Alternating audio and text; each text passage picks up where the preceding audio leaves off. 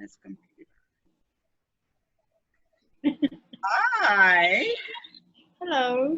Hi. So we are here today. Well, first, let me just introduce myself. My name is Ella, and this is to the audience. I am a uh, nurse health coach, wellness and fitness coach. I am here with Lisa Bowles, aka Lisa B.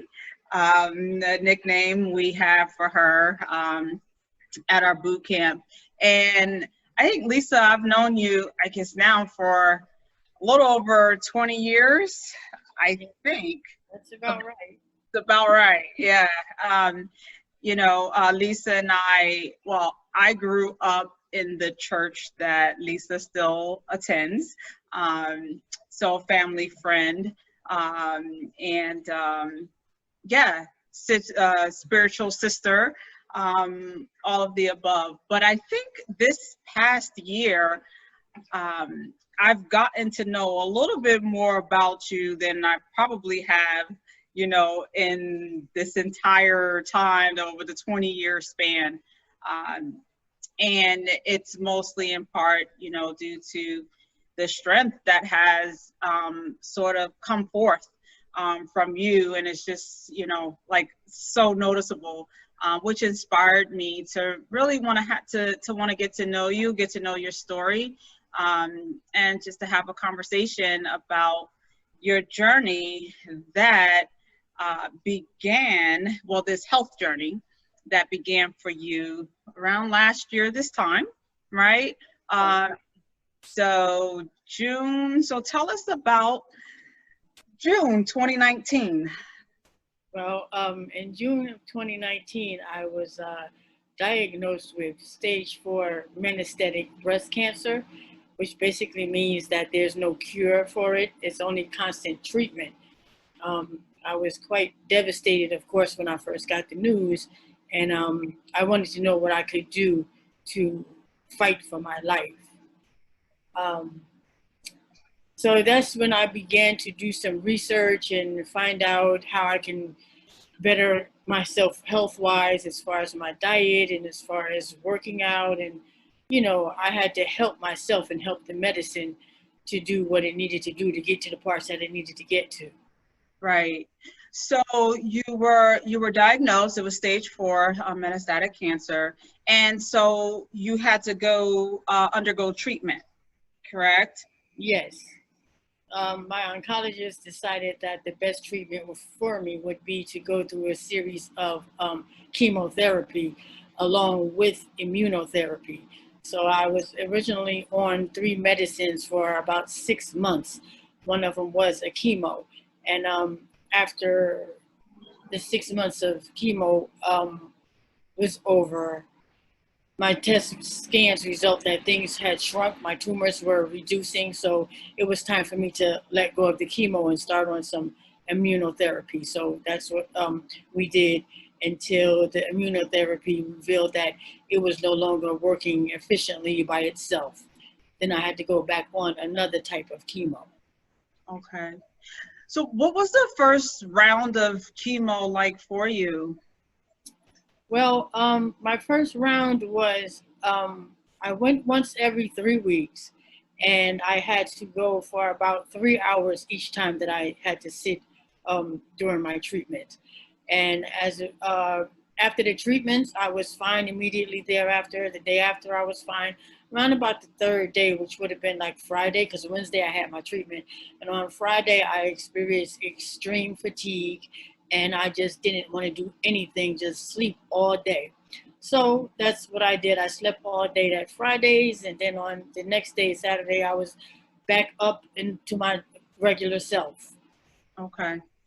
I gotta tell you, I remember having a conversation with my sister Vera last year when this was happening, because that was when we were doing the boot camp, and Lisa shared, not Lisa, Vera shared with me, and then I saw on Facebook the news, and the one thing I remember saying, and it's just like, wow, like you look stronger to me last year, and you know, just had a more vibrant appearance than I've known even years prior, before you were ill. And that's what, or before you were diagnosed. um and that really stood out to me, and I'm like, wow, this is really this is really amazing, and really a testament of your spirit, you know, your courage and tenacity. It's almost like that something came up out of you and from you, that I had never seen before. uh, I mean, you've always been a very positive person, very quiet and reserved. That's how I, you know, kind of remember you in church. I think I was maybe a late teen, early 20s.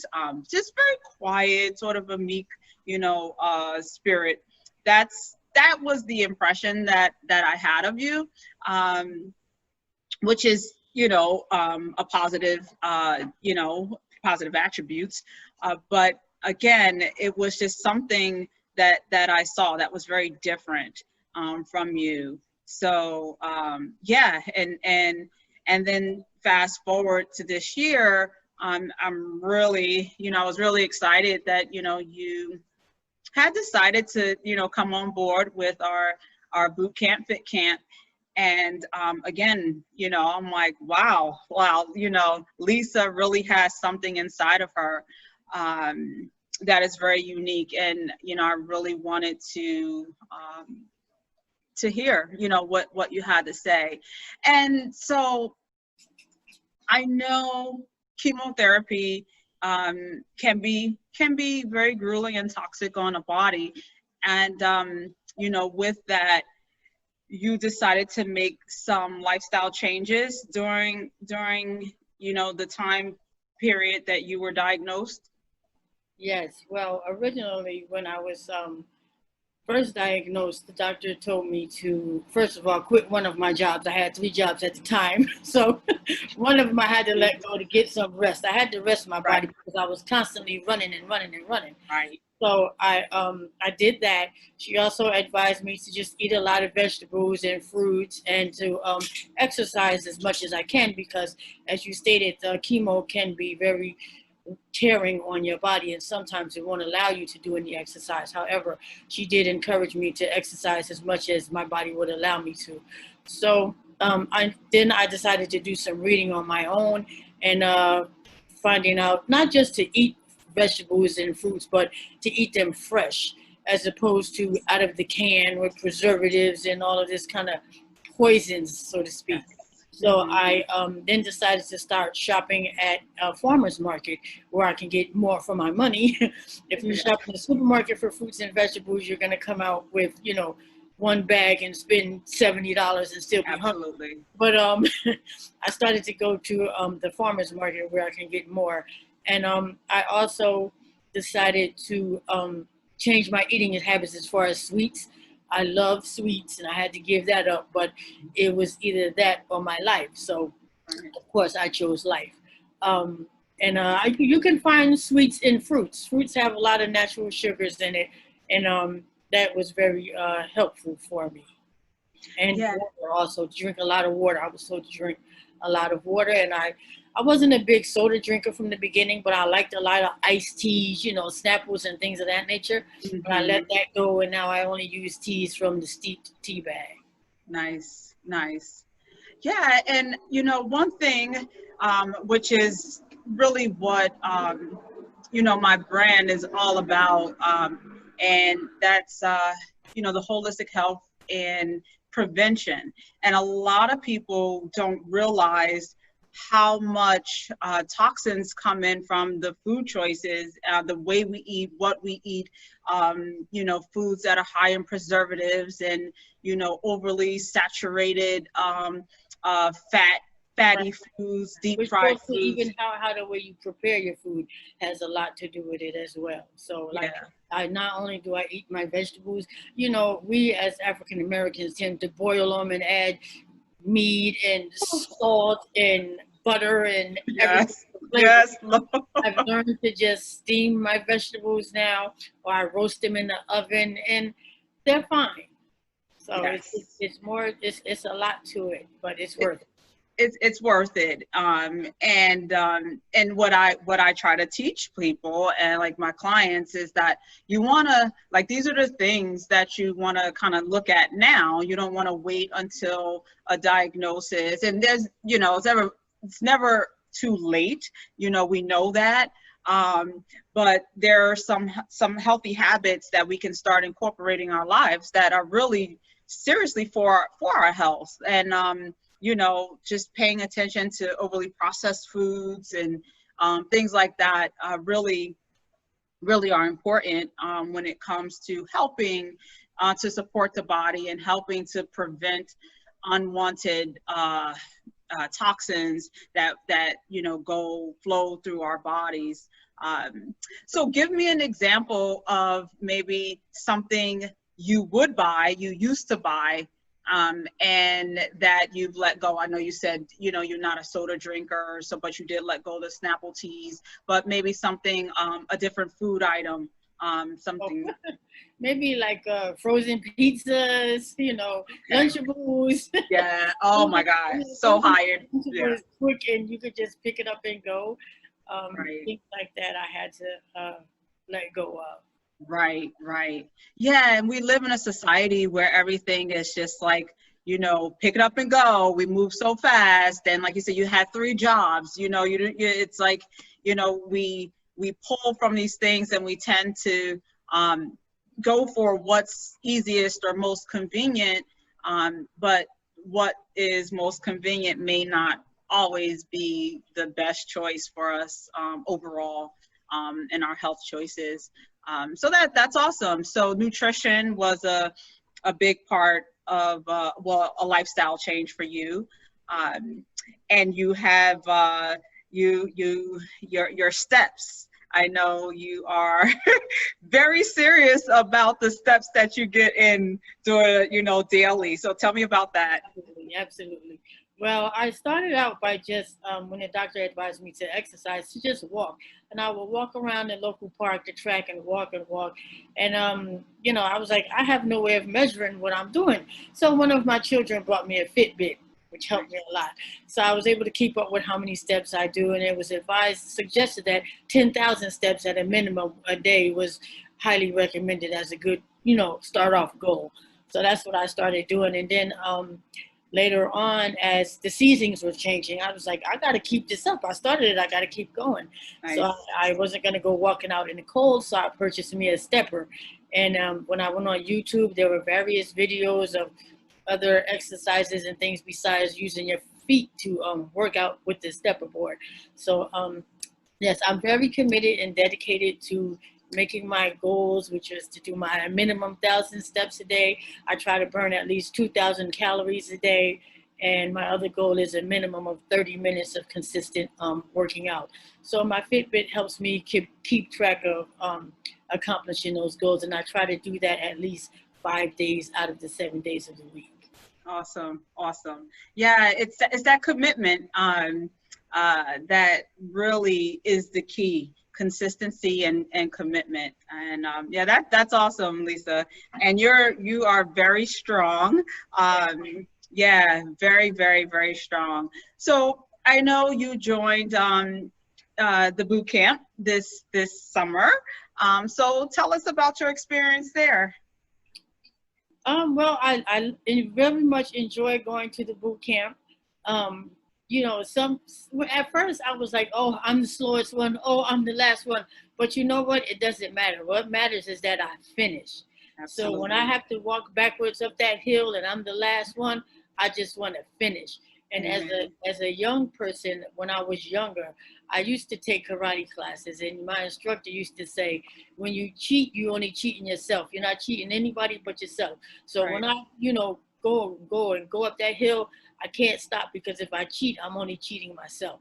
Absolutely. So that's what keeps me encouraged to keep going and, get to the finish line. But I enjoy the camaraderie with the my fellow classmates that come along, and they encourage me and say, Lisa B, you got this, or Yes. keep going, or whatever. So I really enjoy it, and I just enjoy working out. And like I said, even every day before I go to bed, I check my Fitbit. I'm like, oh, what time is it? It's 9:30. I gotta get my stuff. And I keep going until before midnight so that I can get done what I have to get done. And I also wanted to mention that I looked at a post that you had one time, and it stated that, did you know that when you sweat and you spill sweat while you're working out, you're getting rid of toxins that are in your body? And that quote very much motivated me to, yes, that's what I need to do. I need to get these toxins out of my body, get rid of this cancer one way or another. So every time that I work out and I keep going, it's just getting rid of those toxins and getting rid of that disease. Absolutely. Getting rid of the toxins. You're getting stronger every day. And it's true. I mean, exercises, I mean, there's so many benefits to movement, exercising, in general, just that mental strength, the mobility, moving, getting that blood flowing. And and it does flush. When you're sweating out, you know, those toxins in your body. So it's I sing praises. That's part of the mission, is to really get people moving and understanding the importance of physical fitness, mental fitness. Something else that you have, you know, is that positive state of mind. That was something else that really stood out, which I am a firm believer, you know, that state of mind, it can make or break you. What do you say to that? Oh, I agree 100%. When I was first diagnosed, I didn't freak out too bad, but I said, okay, what do we do next? Mm-hmm. Instead of me, you know, wallowing and crying and going on and on, I said, okay, what do we do next? And I knew that, you know, my spirit had to be uplifted. I had to keep a positive energy, because just like a cake has all the ingredients and it rises and it's yummy and it has all of the right stuff in it, my life needs ingredients. You know, I needed to have health, I needed to have positive attitude, and I just needed to have all of those things to keep me going. Yes. So I believe that the positive attitude also contributes to my overall health. Absolutely. Yeah, I love that. All the ingredients, just like a cake, comparing our lives. And it's true, you know, we have to have a little bit of this, a little bit of that, you know, and we need to nurture it all, you know, in order to really lift up, you know, the spirit the way we're intended to rise and to move about in this world. So yeah, definitely amen to that. So what advice would you give anybody who, you know, maybe they received a diagnosis, or just, you know, life in general? What something that you would want to leave with them as a takeaway from your experience? Well, from the beginning, first I would say, had I known then what I know now, I wouldn't have eaten the things that I did in the past. So it starts with a healthy diet. If you don't have one, I would recommend that you start one. A healthy diet, continue to exercise, pray often, keep a positive state of mind, because every day that you wake up is another day that you are winning this fight. If you're going through this cancer battle, every day that you wake up, it's a day of victory for you, and you have to keep fighting each and every day. And I would suggest that, of course, that you spend a lot of time with the people that you love, your friends and your family, and just make the best of every day. Yes. Awesome. Well, thank you so much, Lisa, for sharing your story. You are an amazing woman. You are an inspiration. I hope your words are received.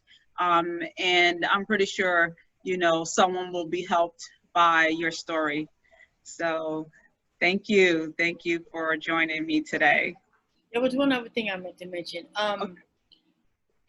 Oh, I would encourage all women to get a mammogram one Yes. time, frequently, because sometimes we miss things when we do our self exams. And I neglected to tell one particular story also that happened to me. I didn't have any symptoms of cancer. It's supposed to make you tired and out of breath and all of these other things, but I didn't have any symptoms at all.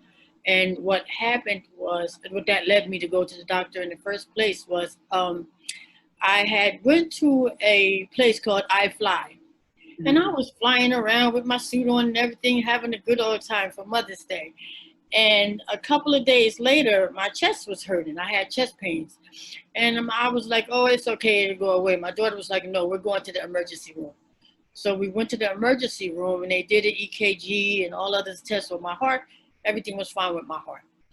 Got to some more scans, and the scan revealed that there was a lump on my breast, and that there was also a suspicious mark on my liver. So the doctor highly recommended that I would go get a mammogram immediately to find out what this lump was all about. And that's how it all, unraveled. And I did follow up, and I went to the doctor and we found out that I needed a biopsy, and the biopsy resulted that there was breast cancer. And then the spot on my liver also revealed that that was cancer that had spread from the Wow. breast. So, sometimes we don't have signs from our body that tells us exactly what's going on. So I would just again reiterate to go and get your mammograms as frequently as suggested by the doctors.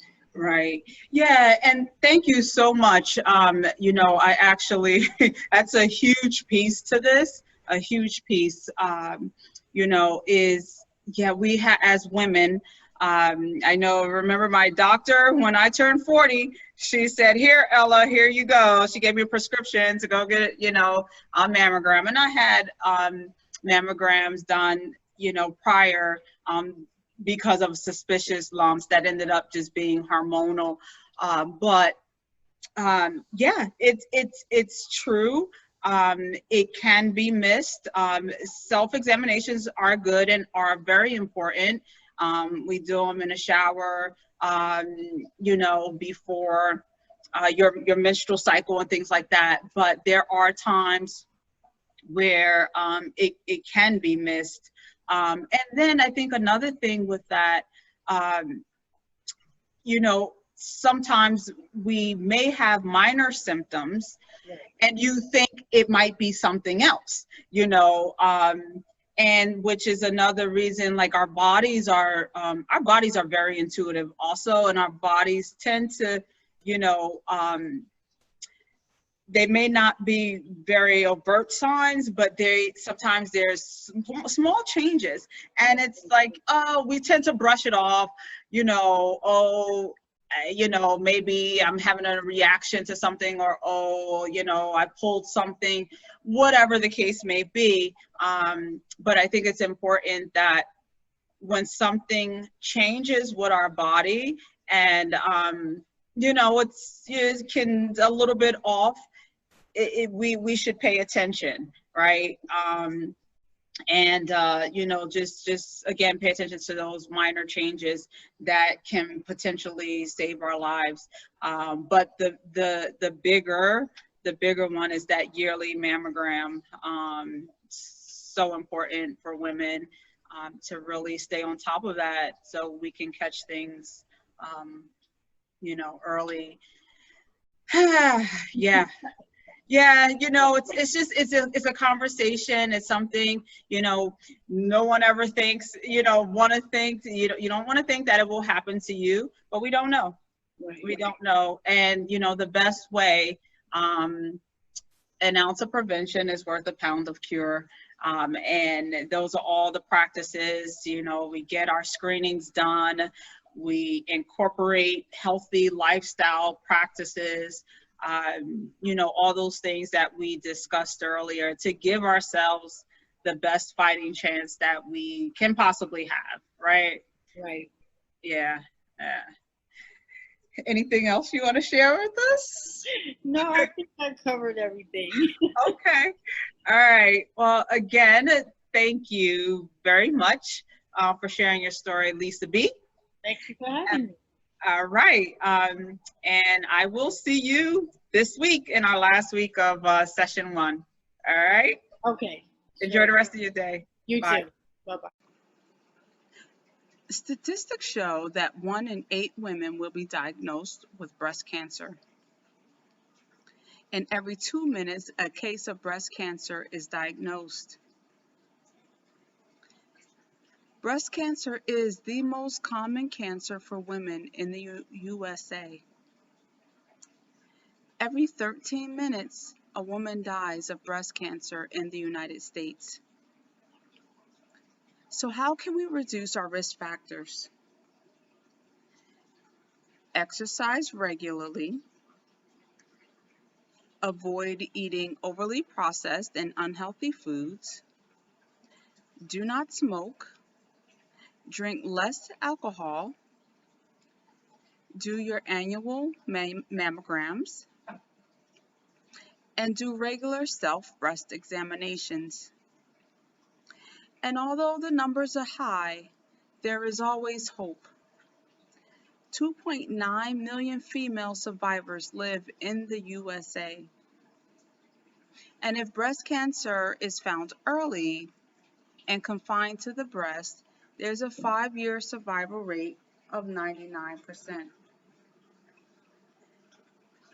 So we all know that an ounce of prevention is worth a pound of cure. So stay informed and make it your intention to be holistically well. I am Nurse Ella. Peace.